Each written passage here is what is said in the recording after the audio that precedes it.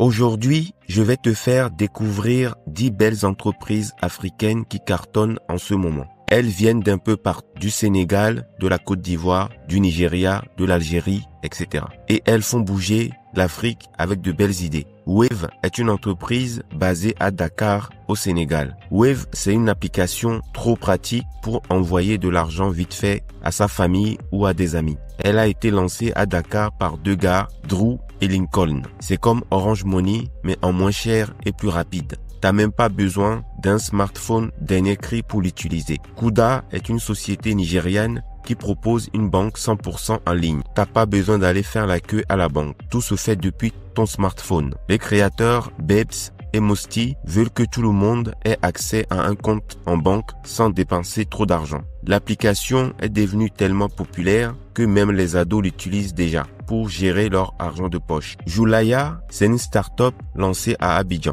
C'est fait plutôt pour les entreprises. En gros, ça permet aux boîtes de payer leurs employés et fournisseurs avec mobile money. C'est très pratique. Ça a été lancé par deux Français qui connaissent bien l'Afrique. C'est rapide, sécurisé. C'est pour les petites et moyennes entreprises.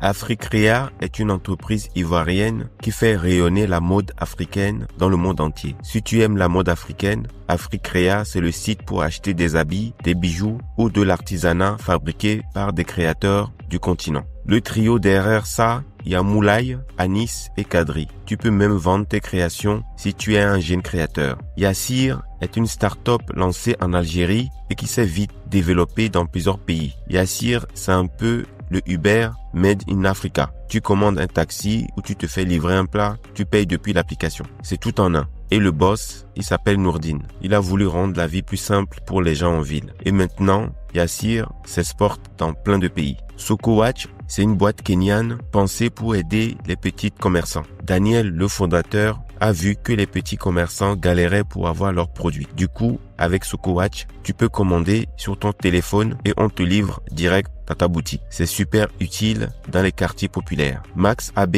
est une entreprise égyptienne. Elle facilite la vie des vendeurs dans les quartiers. C'est un peu comme Sokowatch, mais version égyptienne. Max AB aide les petites épiceries à avoir du stock rapidement. Tu as l'application, tu cliques et hop, ça arrive. Belay et Karim, les fondateurs, ont rendu ça super simple pour les vendeurs. Paystack, créé au Nigeria, est devenu une solution incontournable pour les paiements en ligne. C'est l'appli qui aide les sites web à recevoir de l'argent en ligne. Shola et Ezra ont lancé ça pour booster le business des petits entrepreneurs. Maintenant, les géants l'utilisent aussi. Heureusement ou malheureusement, ils se sont fait racheter par une grosse boîte américaine, tellement l'application était efficace. Flutterware est aussi une start-up nigériane, mais avec une vision à l'échelle mondiale. C'est un peu le cousin de Paystack. Il aide les entreprises à recevoir de l'argent, même depuis l'étranger. Super utile pour les sites qui vendent à l'international. Le fondateur, Olubenga, a visé grand et ça paye. 44, jeune basé au Nigeria, s'attaque au défi de la santé en Afrique grâce à la science. Là, on change de domaine. C'est une entreprise qui s'occupe de la santé. Le docteur Abassi a créé cette boîte pour mieux comprendre